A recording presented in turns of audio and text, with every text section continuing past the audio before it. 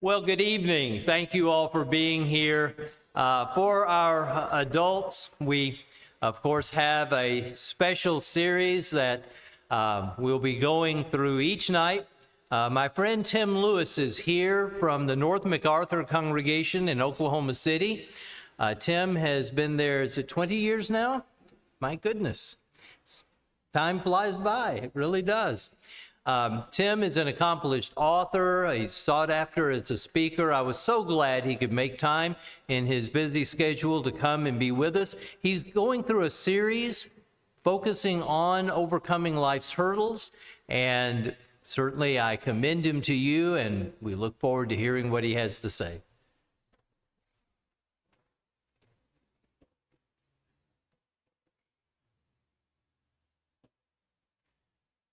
Well, I'm very thankful to be here during Vacation Bible School. How wonderful is it to see the joy and the excitement, the enthusiasm. My favorite part so far is name something on the ark, and it was a banana. I mean, who could have ever guessed? They recovered well on that, by the way. I was like, well done there. One of my co-workers, and I quoted him this morning, he's such an interesting person. He helped start churches in Australia, has done ministry for 40 plus years in another congregation before coming and taking a different job on our staff as an associate minister. He has a lesson called Fingerprints of Faith. And I was just thinking about all that you're doing this week. And he has three things in that lesson that he emphasizes: win their hearts, fill their minds, and put their hands to work. And a lot of what happens in a setting like this with people like you, it's not just what they learn, it's what they feel. It's what they experience. And I remember very distinctly the first time I walked into a church building, how much those people loved our family. How much they cared about us. I think the other two parts, teach as much as you can, and then I think one place where we lose a lot of our young people is we don't put their hands to work. We don't show them how to work and serve and how practical their faith is and how important it is. And so that has nothing to do with my lesson tonight, but I'm encouraged by all of that, and just wanted to mention how encouraging it is to be a part of this. So we're looking at Christianity as a race, and the idea that you're going to run in such a way so as to win. You're going to run to get the prize. I like this idea of there's a starting line. There's a time where you come into the faith. We have an end goal in mind that we're going to cross the finish line and receive the victor's crown. But life is hard. Things that we never anticipated. Sometimes things we feared, but, well, that happens to other people. Certainly that won't happen to me. Well, those things do happen. You're probably in one of three stages of life right now. Most of us are. You're just coming into a trial. You don't even know it's in front of you. It hadn't happened yet. You're just right on the cusp of some unexpected difficulty. You're right in the middle of it. You've been fighting through it, or you finally come out of it. That's what I like about the people that we meet in Scripture. They're real. We have this idea of, Bible heroes. When James talks about Elijah in prayer, he's a man just like us. The people we're reading about in the Bible, they're people like us. They're going through a lot of the things that we're going to experience, and they show us how to navigate through all of these things faithfully. And so when we talk about Joseph this week, we're just talking about him as an example of perseverance, getting over the hurdles of life. And I think you see all of these things happening in his story. This morning, we talked about getting over the hurdle of dysfunction. And listen, there are things that happen in our families. And sometimes those things are painful, they're difficult. It's hard to get over what happens to you when you're young. And here's a family that is filled with things we mentioned this morning: polygamy, incest, favoritism, jealousy, insecurity, hatred. Man, that's less than ideal, right? And yet somehow this man is able to get over that hurdle. He's able to rise above his family life. Sometimes we use those things as an excuse. This is just review. I know I said these things this morning. It feels like I said these things this morning, and then I said them again this morning. That was a surprise, by the way. I got to practice it first. But listen, don't allow something that happened to you in the past to disrupt what God is doing in your life today. I think sometimes that he can work through those things in ways that might surprise you, even through some of the pain that you've experienced in your childhood. He can work through that and use your life to be a blessing to someone else who's going through some of the same things. So he overcomes dysfunction. The idea of betrayal, it always hurts. You know, when somebody, you have high expectations of how they will treat you, and they let you down. But when these were his brothers. These were his brothers that actually thought about, hey, we could kill him. And then decided, instead that they would sell him. And we even talked about a little bit, as that story goes on, when they come and appear before him, and now he's in that position of authority in Egypt, but they don't know it's him. And they start talking about, wasn't he distressed? Remember how he pleaded with us for his life and we didn't listen to him? How could you even do that? I guess what I'm trying to say to you this evening is that people carry with them the scars of life.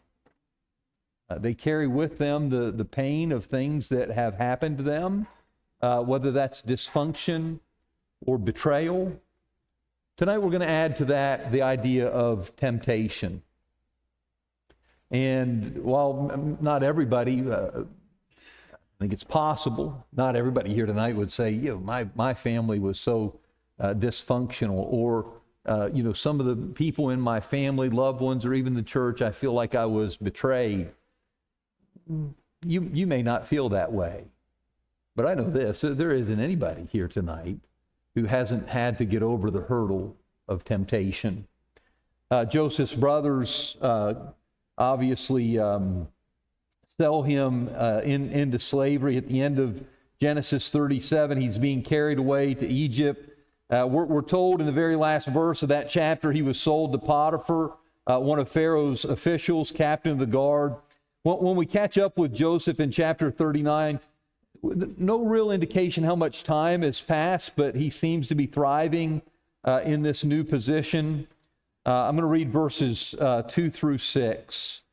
It says, the Lord was with Joseph, and he prospered, and he lived in the house of his Egyptian master. When his master saw that the Lord was with him and that the Lord gave him success in everything he did, Joseph found favor in his eyes and became his attendant. Potiphar put him in charge of his household and entrusted to his care everything he owned. And for the time he put him in charge of his household and all that he owned, the Lord blessed the household of this Egyptian because of Joseph. The blessing of the Lord was on everything Potiphar had, both in the house and in the field. And so he left Joseph's care everything he had. With Joseph in charge, he didn't concern himself with anything except the food he ate. And so what I keep circling back to, this idea that it can be done because someone already did it.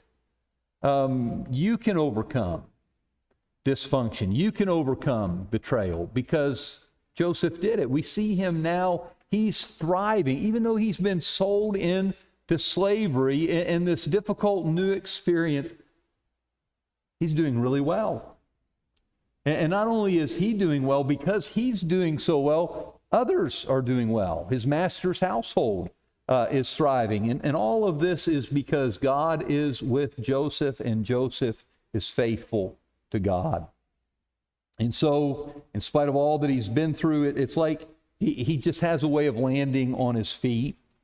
He prospered. The Lord continues to give him success. And yet trouble is brewing. We as Bible students, we know what's coming, but surely he doesn't. He finally gets through one thing, and there's another thing just on the horizon of his life. And the first hint of trouble, subtle, but maybe even easy to overlook. It's the end of verse 6. We're in chapter 39. Joseph was well built and handsome. And what's going to happen is his master's wife she's going to notice that. And it seems innocent, almost an unimportant observation, but verse 7, his master's wife took notice of Joseph. And that is going to set off a firestorm of temptation in his life.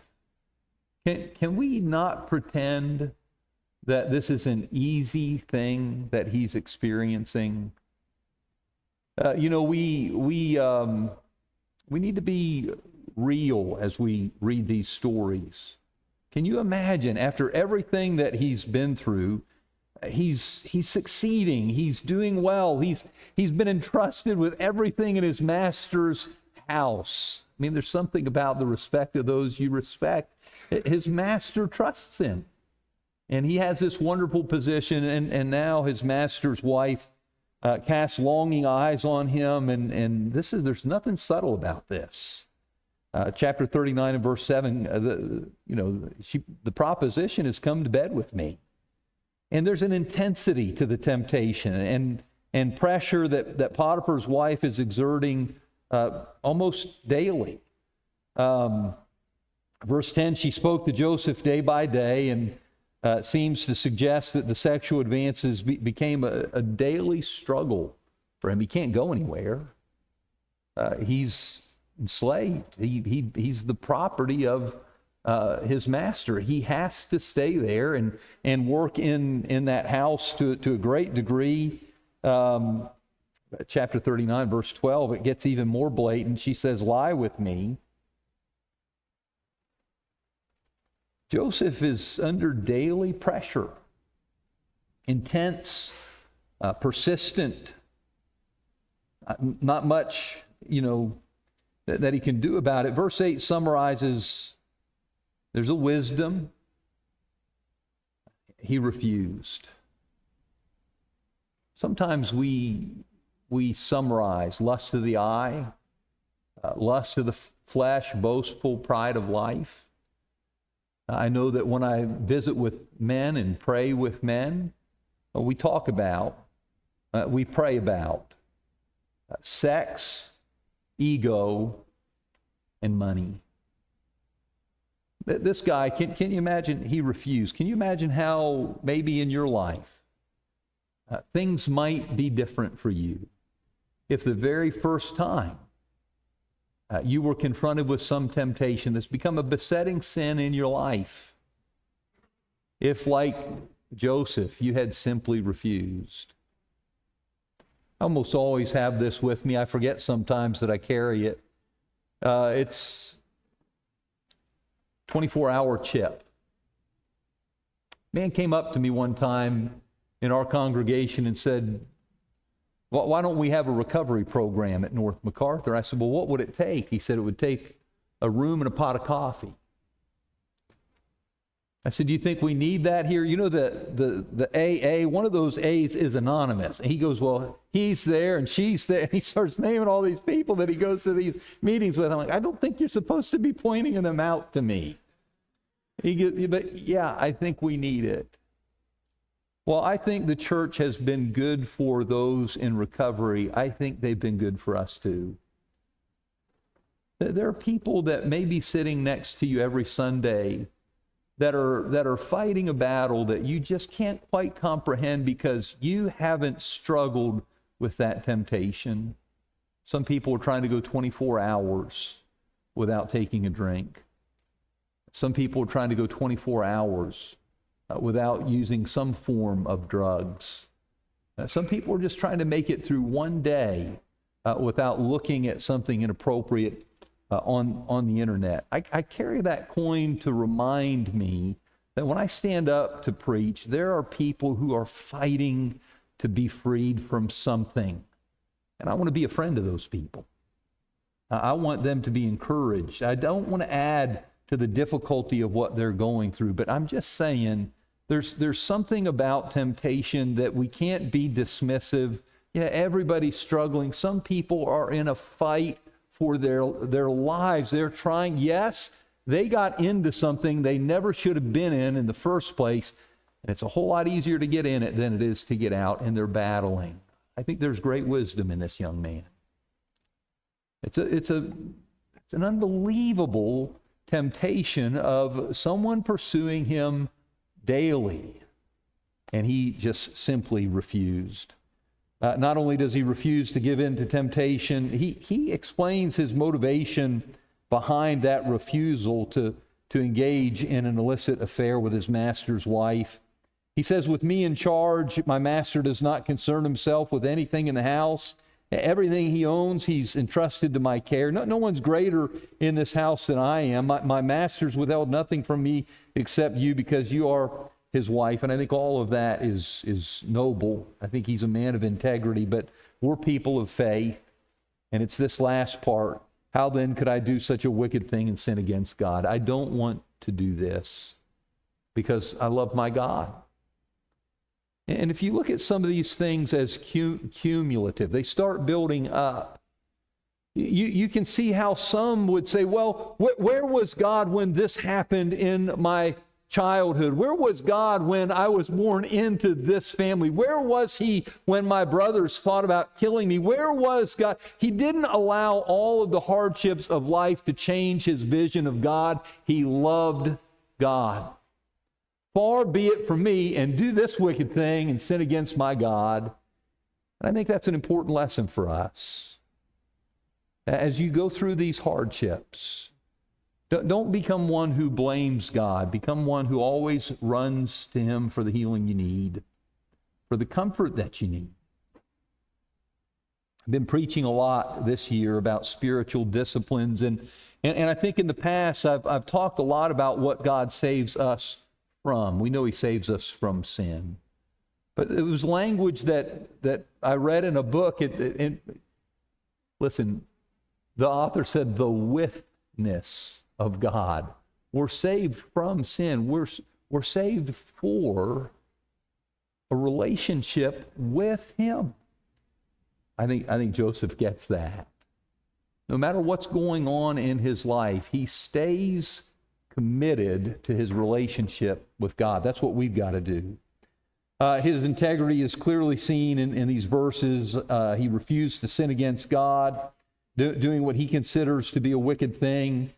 He's equally unwilling to sin against Potiphar and betray the trust by sleeping with his wife. And listen, verse 10, he didn't heed her, to lie with her or to be with her.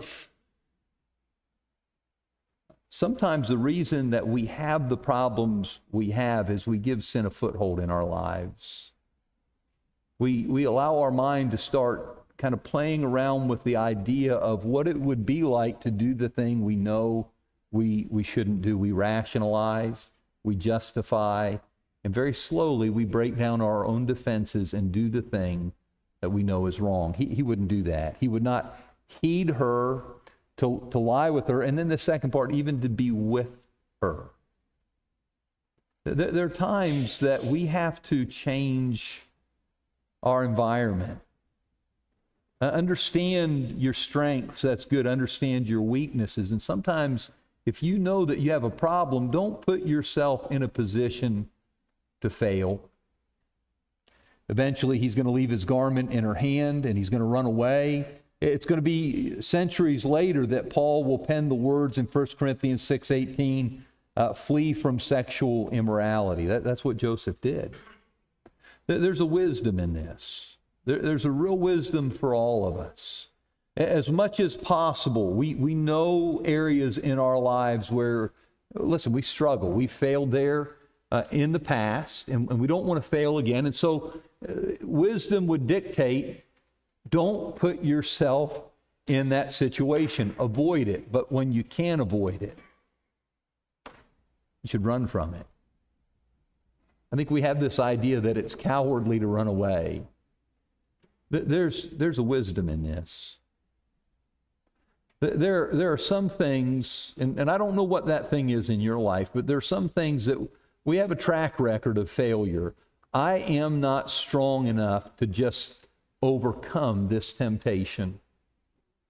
So don't sit alone with it. Run away from it. Don't give that temptation an opportunity to cause your downfall.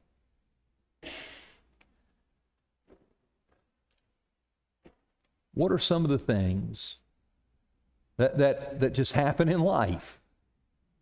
I said this morning, Christianity is a race. It's not a sprint. It's not a 100-yard dash. It's more of an endurance race. It's more of a marathon. There are going to be obstacles. There are going to be hurdles. These are some of the things you're going to face. Joseph has to get over the hurdle of dysfunction. He has to get over the hurdle of betrayal.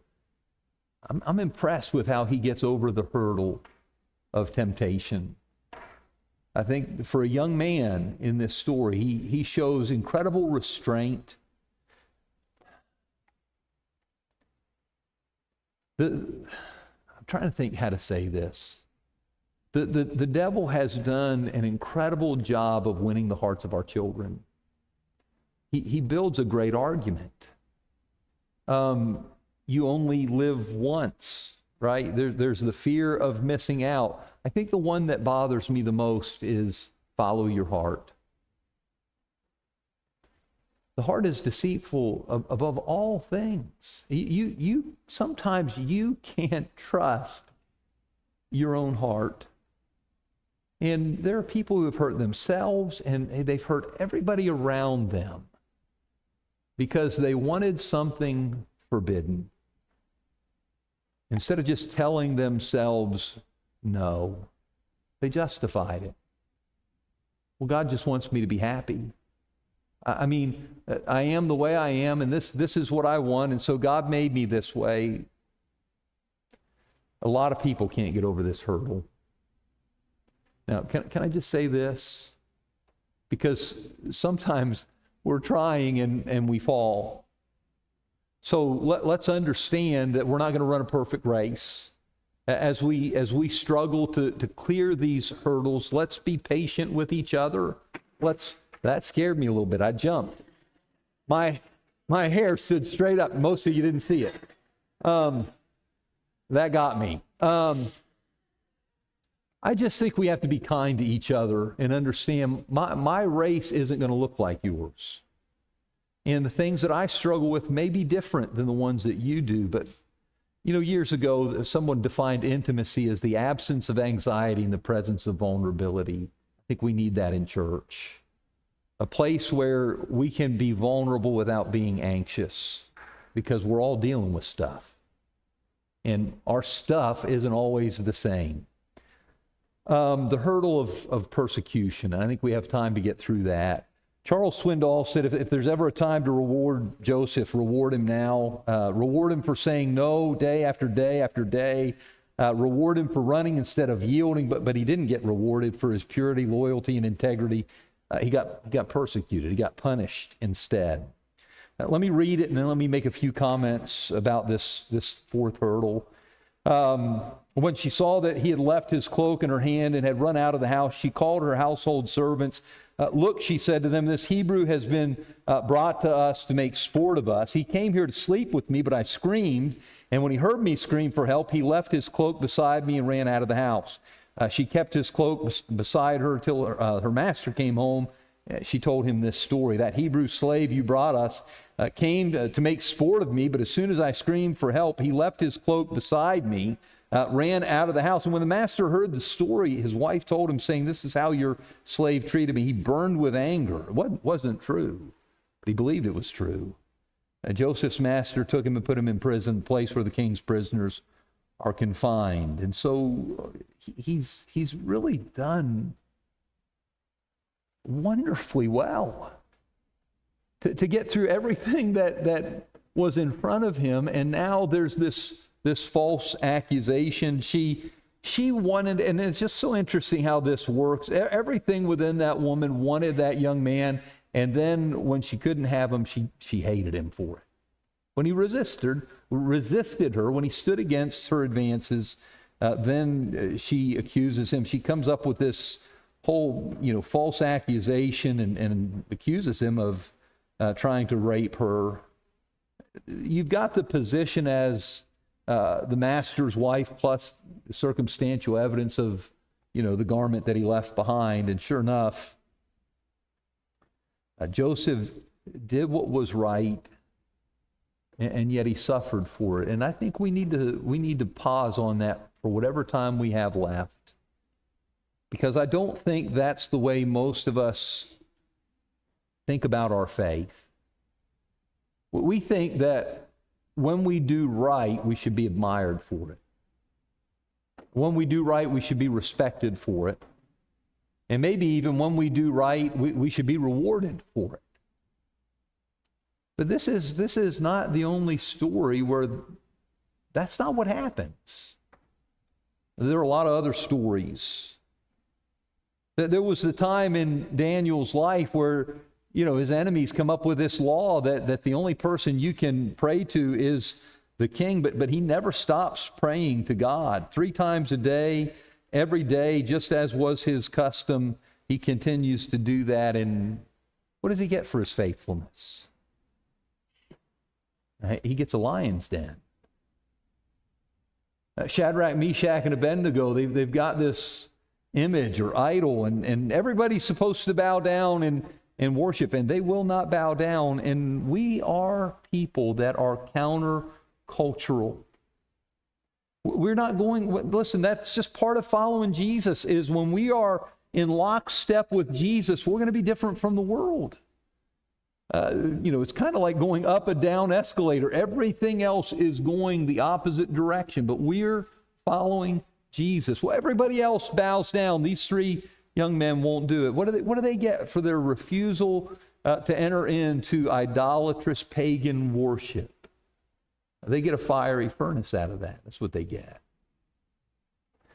I love Peter and John in the New Testament. And can you imagine if someone were to come next Sunday when you're assembled in this place? There's a wonderful crowd here this morning. And some government leader said, you can't talk about Jesus anymore. And my understanding is, what they're saying to Peter and John is, don't even say his name anymore. And they say, we can't help it. I mean, we can't help but to speak about the things that we have seen and heard. And you know what they got out of that? They got arrested. And they got severely flogged. And Stephen is going to then later appear before this angry mob. There's just raw courage in that story. There are people that the congregation where they serve, those people are depending on the minister to get up and tell them the truth. And there's some preachers that are practicing what I would call verbal gymnastics. They will nearly bend over backwards not to say what the people in front of them need to hear. I don't want to hurt anybody. Well, I mean, you wouldn't say those things that hurt people if you love them. Can I tell you, I think my wife loves me. Woo. Every once in a while she says some things I need to hear. When you love people, and they're hurting themselves with the choices that they're making, and they're living in a way that alienates them from God and will cause them to be separated from God forever. It's not a loving thing. It is not loving to hide from them the very truth they need to hear. These men say, we can't do it. But we have got to tell people about Jesus. We have seen too much. We have heard too much. Well, we know what they get. They get arrested and they get flogged, and then you have Stephen, and he gets, boy, there's a lot of ways you think, what would that be like to get stoned to death? I don't know what lethal injection, I mean, if it's anything like what I think it is, that you just go to sleep. This man is confronting people. They are so mad, they're gnashing their teeth at him. They rush on him. What does he get for preaching to them? He takes them on this whole history of their relationship with God and shows them how so often they have fallen short in that relationship. He's not saying those things to hurt them. He's saying those things so that they will ultimately put their faith in Jesus Christ and then be reconciled to God through the death of his Son. But he doesn't get rewarded for that. He gets the life stoned out of him.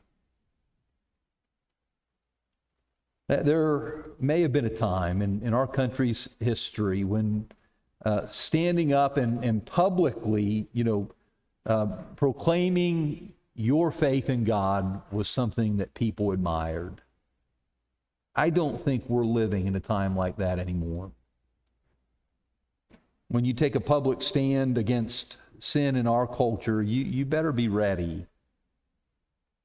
You better be ready for persecution. A couple things as we conclude. I think about when Paul and Barnabas go back through, they've shared the gospel in these places, and churches have been established. They want to go back through Lystra, Iconium, Antioch, and here's what they told those newly, converted Christians, newly established congregations: we must go through many hardships to enter the kingdom of God. And then Peter will say later, you shouldn't think, when you're persecuted, you shouldn't think it's some strange thing that's happening to you. Instead, you should see it as an opportunity. You're being persecuted because you wear the name Christian. Don't be surprised by that. But when it happens, you glorify that name.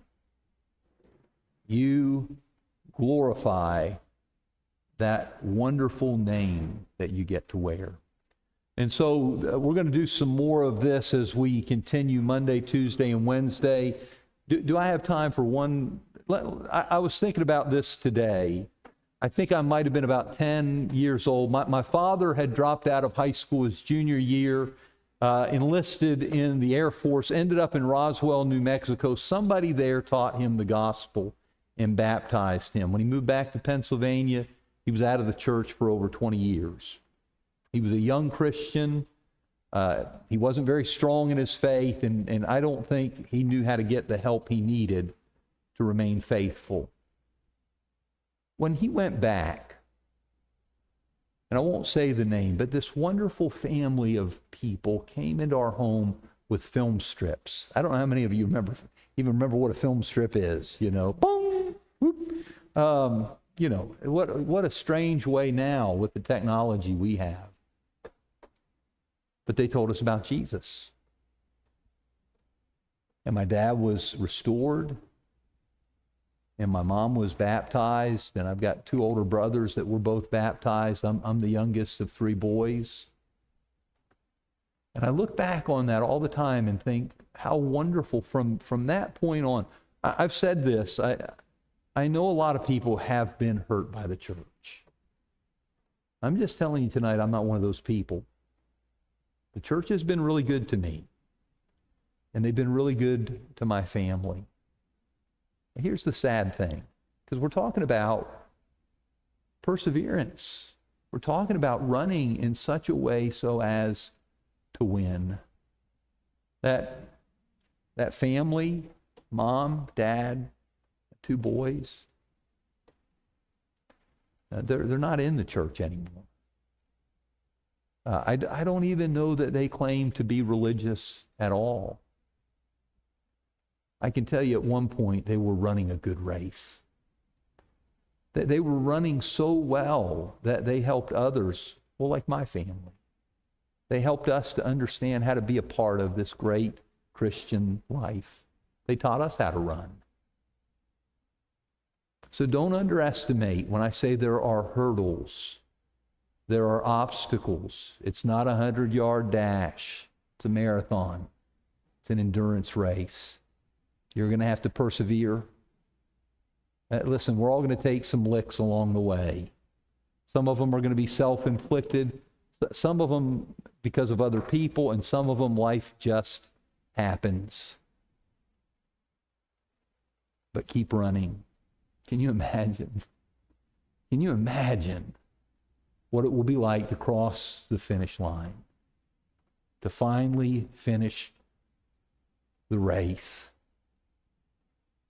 and to achieve what we have been longing for all of our lives, to see him as he is and to be like him. It's going to be worth it. It's going to be worth it, but we have to finish strong. I appreciate the opportunity to share these thoughts.